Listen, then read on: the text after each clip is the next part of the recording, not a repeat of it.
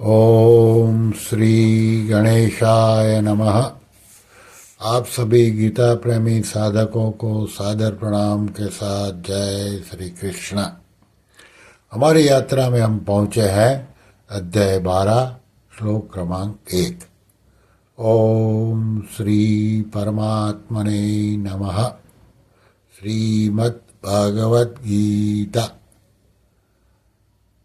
अथ द्वादशोऽध्यायः। अर्जुन उवाच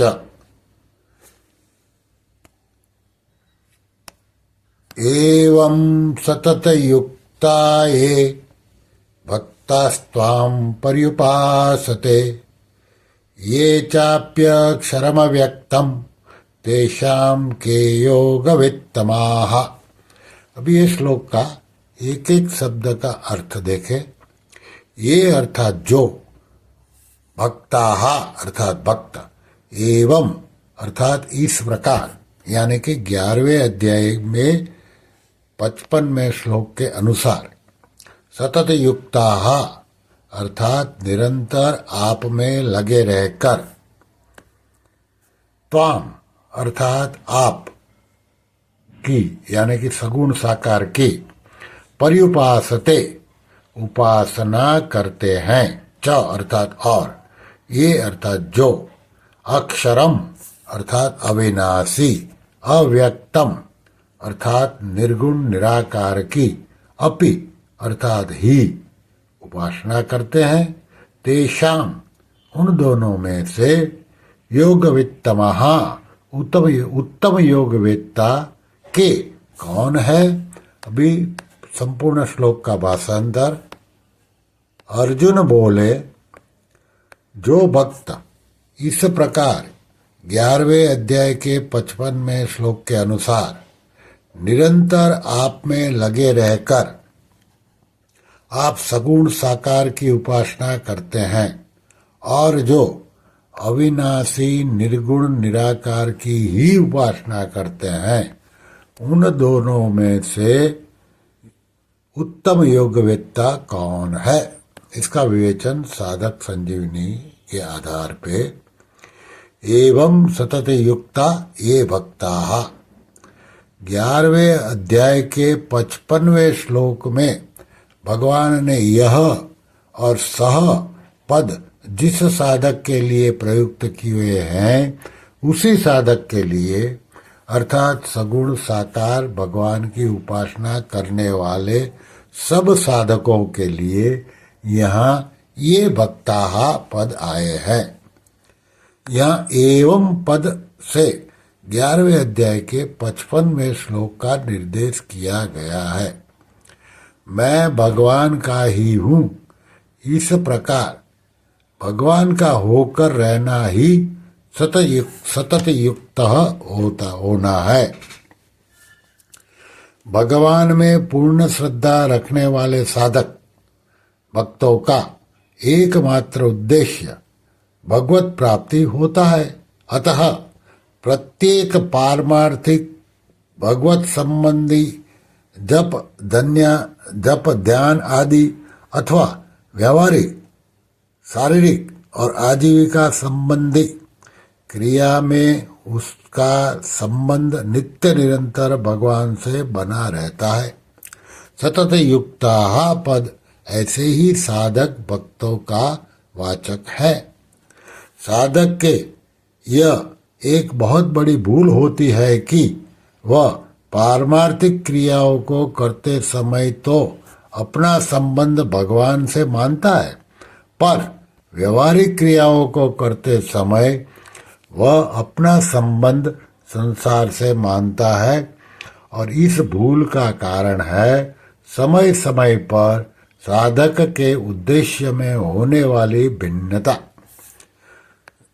जब तक बुद्धि में धन प्राप्ति, मन प्राप्ति, कुटुंब पालन आदि भिन्न भिन्न उद्देश्य बने रहते हैं, तब तक साधक का संबंध निरंतर भगवान के साथ नहीं रहता।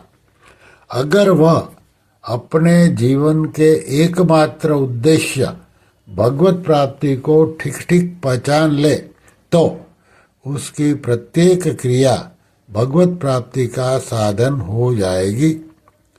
भगवत प्राप्ति का उद्देश्य हो जाने पर भगवान का जप स्मरण ध्यान आदि करते समय तो उसका संबंध भगवान से है ही, किंतु व्यावहारिक क्रियाओं को करते समय भी उसको नित्य निरंतर भगवान में लगा हुआ ही समझना चाहिए। अगर क्रिया के प्रारंभ और अंत में साधक को भगवत स्मृति है तो क्रिया करते समय भी उसकी निरंतर संबंधात्मक भगवत स्मृति रहती है, ऐसा मानना चाहिए। जैसे वही खाते में जोड़ लगाते समय व्यापारी की वृत्ति इतनी तल्लीन होती है कि मैं कौन हूँ और जोड़ क्यों लगा रहा हूँ, इसका भी ज्ञान नहीं रहता। केवल जोड़ के अंकों की ओर ही उसका ध्यान रहता है।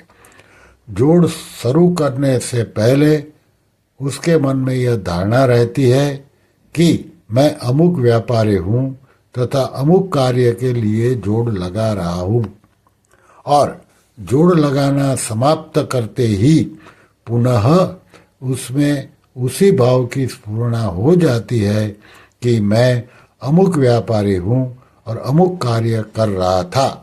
अतः जिस समय में वह तल्लीनता पूर्वक जोड़ लगा रहा है उस समय भी मैं अमुक व्यापारी हूँ और अमुक कार्य कर रहा हूँ, इस भाव की विस्मृति दिखते हुए भी वस्तुतः विस्मृति नहीं मानी जाती।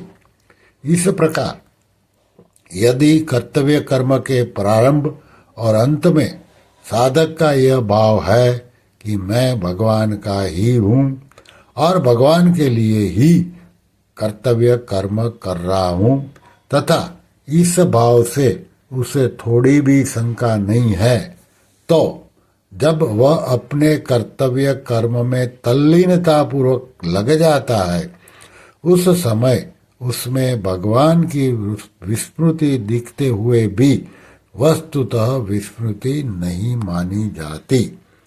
आगे है त्वाम पर्युपासते।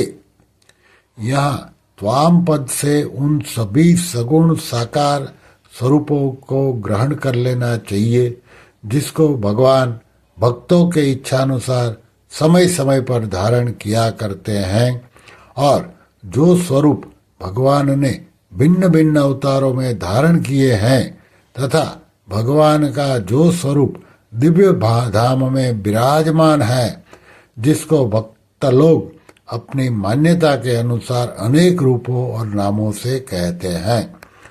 पर्युपासते पद का अर्थ है परितः उपासते, अर्थात अच्छी तरह उपासना करता है। जैसे पतिव्रता स्त्री कभी पति की सेवा में अपने शरीर को अर्पण करके, कभी पति की अनुपस्थिति में पति का चिंतन करके, कभी पति के संबंध से सास ससुर आदि की सेवा करके, और कभी पति के लिए रसोई बनाना आदि घर के कार्य करके सदा सर्वदा पति की ही उपासना करती है। ऐसे ही साधक भक्त भी कभी भगवान में तल्लीन होकर, कभी भगवान का जप स्मरण चिंतन करके, कभी सांसारिक प्राणियों को भगवान का ही मानकर उनकी सेवा करके, और कभी भगवान की आज्ञा के अनुसार सांसारिक कर्मों को करके सदा सर्वदा भगवान की उपासना में लगा रहता है। ऐसी उपासना ही अच्छी तरह की गई उपासना है। ऐसे उपासक के हृदय में उत्पन्न और नष्ट होने वाले पदार्थों और क्रियाओं का किंचन मात्र भी महत्व नहीं होता।